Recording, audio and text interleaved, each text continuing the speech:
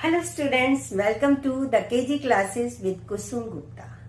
आज का हमारा टॉपिक है आपकी पहली poem dust of snow by Robert Frost. अब की बार तो आपको बोर्ड के एग्जाम्स में अपीयर होना है, पर घबराने की कोई बात नहीं है।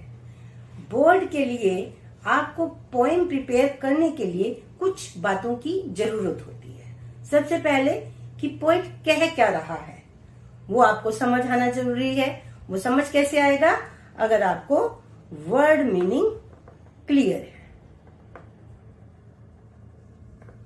नंबर 2, वो जो कह रहा है उसके द्वारा वो कहना क्या चाहता है, क्योंकि ये जरूरी नहीं है कि जो हम कह रहे हैं वही हम अपना मीनिंग दे रहे हैं। कन्वे क्या कर रहा है उसके लिए आपको चाहिए सिंबॉलिक मीनिंग। और तीसरी चीज है कि अपने आइडिया को आप तक पहुंचाने के लिए वो किन किन पोएटिक डिवाइसेस का यूज कर रहा है। तो आपको नेक्स्ट चीज की जरूरत पड़ेगी पोएटिक डिवाइसेस या फिर figure of speech.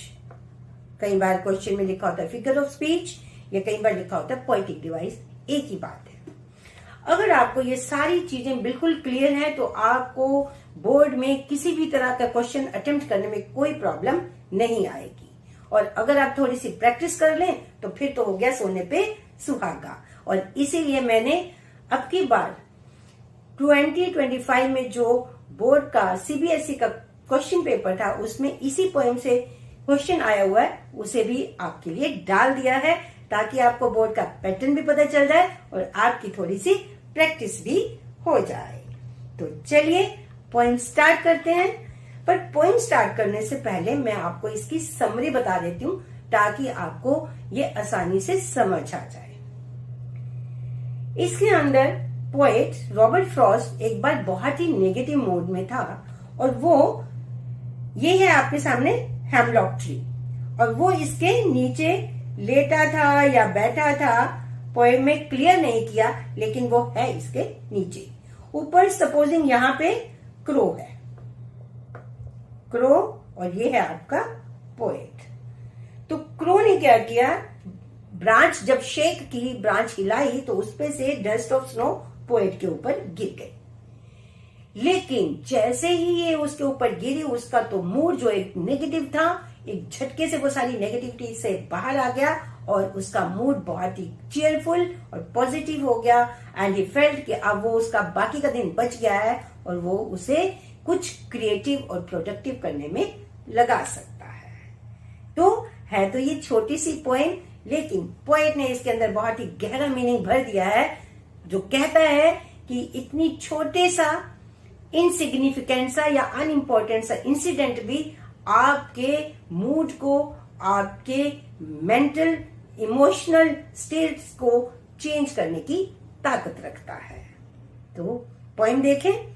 Yes, the way a crow shook down on me the dust of snow from a hemlock tree। सबसे पहले तो देखते हैं कि इसके अंदर कहीं भी पंक्चुएशन मार्क नहीं है ना।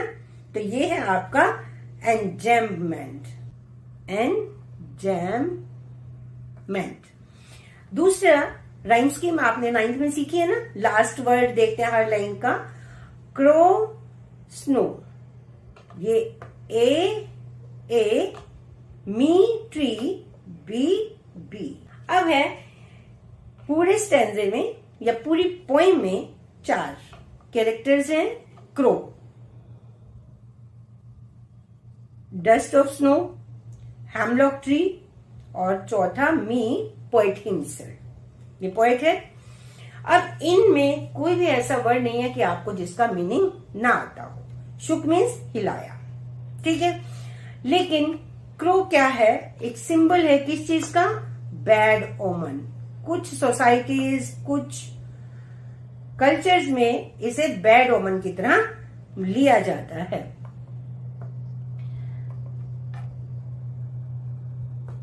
क्यों? अब इसकी हार्श वॉइस है, किसी को पसंद नहीं आती है, ठीक है। डस्ट ऑफ स्नो, अगर हम स्नो को अकेले लें तो ये क्या है?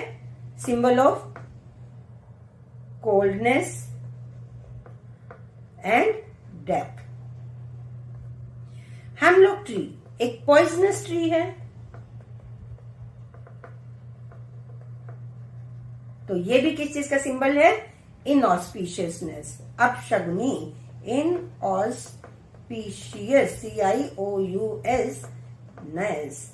लंबा सा है, आप इसको इनऑस्पिशियस याद करना चाहो, वैसे तो आपको वोकेबलरी अपनी हर क्लास के साथ बढ़ा लेनी चाहिए, पर बैड ओमन तो सिंपल है, वो आप याद कर लीजिए। ठीक है, अब चारों ही चीजें नेगेटिव हैं। पोएट का अपना मूड खराब है, क्रो, स्नो और हेमलॉक ट्री सभी नेगेटिव सिंबल्स इसमें लिए गए हैं। तो इस पूरे स्टैंजे का जो इम्पैक्ट है वो क्या है? Negative thought. अब हम पॉइंट देखते हैं, द वे, जिस तरह से, क्या? कौवे ने ट्री की ब्रांच को हिलाया, शुक, और उसके हिलाने से क्या हुआ? Dust of snow fell down on the poet from, कहां से? Hemlock tree. ठीक है ना, यहां से उसने हिला के इस पोएट के ऊपर गिरा दी। बस यही इसमें बताया गया है। आपको यहाँ का थॉट पूरा पता चल गया, नेगेटिव थॉट है इस पूरे स्टैंजा में।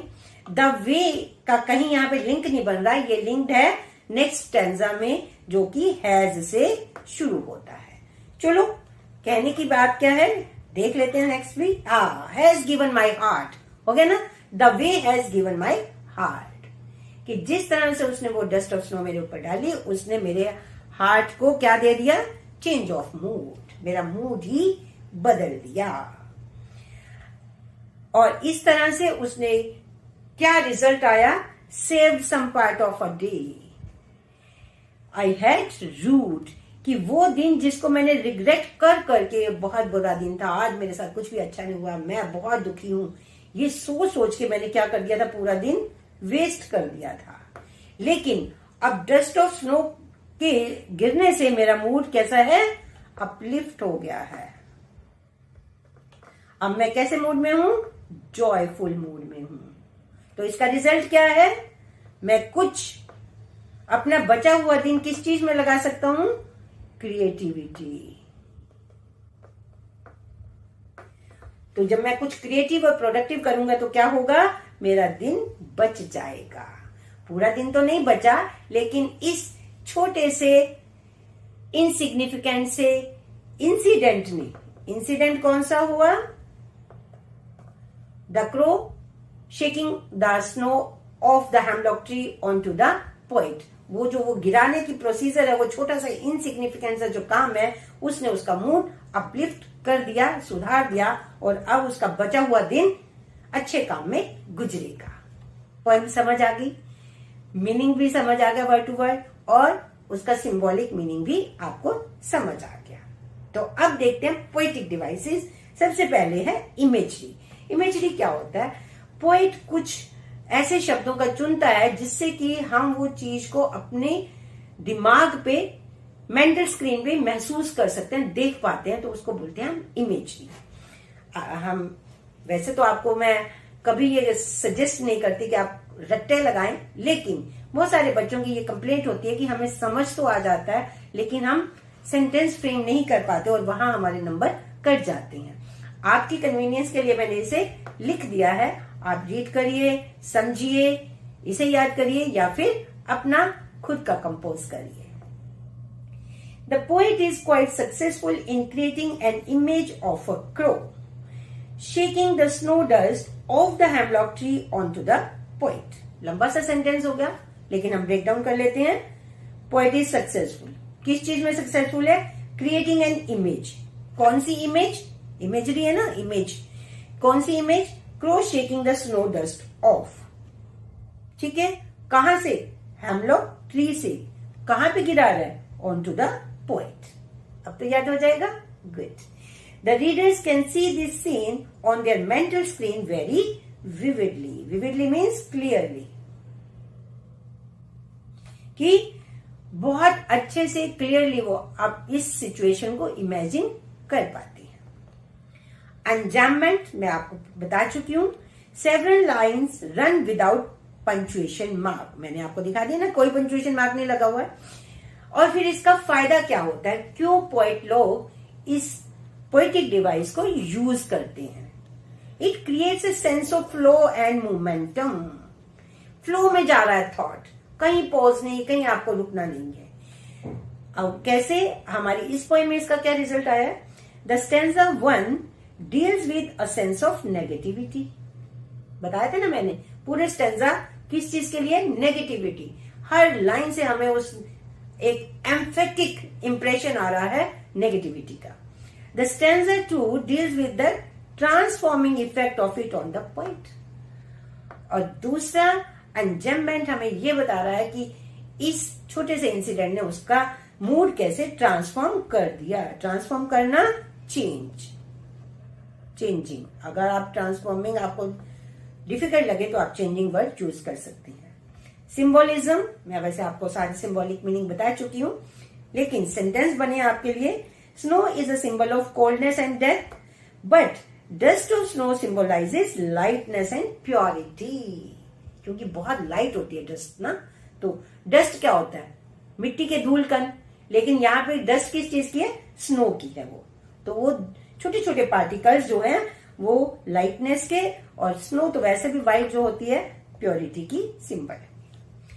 Crow is a symbol of bad ओमन, नेगेटिविटी, हार्ड साउंड, ये मैं बता चुकी। Hemlock is a also considered inauspicious, negative, poisonous tree होने की वजह से।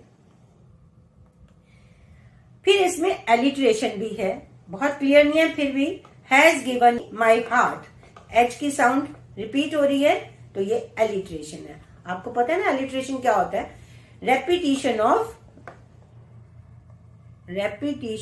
ऑफ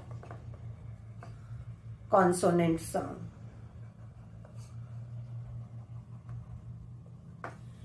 वैसे डिवाइसेस के ऊपर मैंने एक पूरी वीडियो बनाई है, अगर आप उसे देखेंगे तो आपको सारे डिवाइसेस बहुत अच्छे से क्लियर हो जाएंगे। आयरनी क्या होता है, आयरनी होता है कि जब हम कहते कुछ है और उसका रिजल्ट कुछ और आता है, या सिचुएशन कुछ और होती है, उस सिचुएशन के उस हिसाब से जो रिजल्ट आने चाहिए वो नहीं आते हैं, तो उसे कहते हैं हम आयरनी। अब पहला स्टैंजा जो इस पोएम का है पूरा का पूरा नेगेटिविटी से भरा हुआ है, तो ऐसा लगता है कि नेक्स्ट में भी हम नेगेटिविटी की ही बात करेंगे, लेकिन रिजल्ट क्या हो रहा है, वो नेगेटिव चीजें पोएट को पॉजिटिव बना रही हैं, तो इसीलिए यहाँ पे आयरनी का यूज हुआ है। इंग्लिश में देखें, there is irony in the fact that something as insignificant and negative as a crow shaking snow off a hemlock tree can bring about a change in the poet's mood from sorrowful to joyful, कि वो change कर देता है उसका mood, sorrowful से joyful बना देता है। ठीक है, जबकि हमें ऐसा लगता है कि सब कुछ नेगेटिव है तो वो और दुखी हो जाएगा, और लेकिन रिजल्ट इसका उल्टा आता है। तो ये कौन सा डिवाइस हो गया, आयरनी। अब है theme of the poem, 2 number के क्वेश्चन भी आते हैं आपको। थीम ऑफ द पोएम क्या है, the poem beautifully explains how a small and insignificant incident can have a deep and positive impact on our mind. Impact मतलब effect, समझ आ गया। 2 मैसेज दे रहा है आपको कि छोटे से छोटा इंसिडेंट भी आपको बदल सकता है, आप किसी चीज को छोटा मत समझिए। दूसरा क्या है, it also teaches us to appreciate nature, कि हमें नेचर का वेलकम करना चाहिए, उसे ओमिनस या इनऑस्पिशियस नहीं समझना चाहिए। Nothing in nature can be a bad omen, it is only a matter of perspective. Perspective, सोच, ओपिनियन,